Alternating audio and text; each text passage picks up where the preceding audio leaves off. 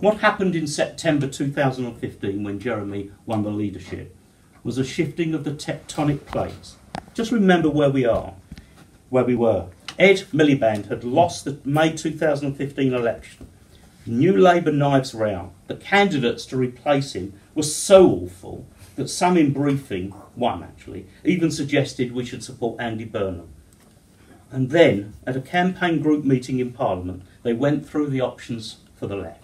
Some unnamed genius suggested Jeremy Corbyn. He was seen as such a no-hoper that sufficient centre and right MPs in the parliamentary party were persuaded to nominate him, and with seconds to spare, he scraped onto the ballot paper. One of those was Margaret Beckett. Later, in a moment of regret, she referred to herself as a moron. She was right. But it was clear to many of us that if Jeremy got onto the ballot paper, he would be a strong candidate. I remember saying this at a meeting in Ramsgate a couple of days before the close of nominations. I was laughed at.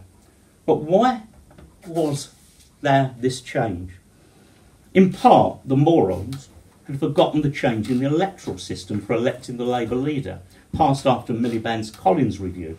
Now it was one member, one vote. No electoral college, no votes for MPs, and now votes for registered supporters. It was one member, one vote for affiliated trade union members as well. So confident were the right, so dismissive of the left, that they'd forgotten the words of Richard Crossman over 50 years ago, when he said that the right keeps control of the Labour Party in two ways. The independence of the parliamentary party and the trade union bloc vote was what kept them in power. But it wasn't just a historical accident, though it was in part, that won it for Jeremy. Something strange was happening outside. In Greece, the rise of Syriza. In Spain, Podemos. In the United States, the rise of Bernie Sanders.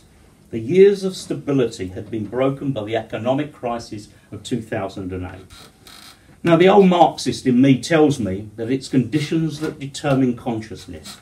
Just as the First World War was the precondition for the Russian Revolution, the 1929 crash the precondition for Hitler's rise to power, so too at a lower level, no doubt for the moment, the 2008 economic crash undermined the stability that sustained New Labour and moderate bourgeois governments and brought in its wake the radical movements of left and the populist movements of the right. That had an economic foundation. And once the morons gave us the opening, it was there for the taking. And we were bold and we seized the moment. I have many happy memories of putting out our stall in Broadstairs, seafront, with our application forms for registered supporters.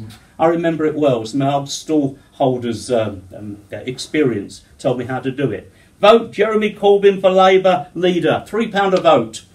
And they came, and they voted, and the other candidates suddenly had feet of clay.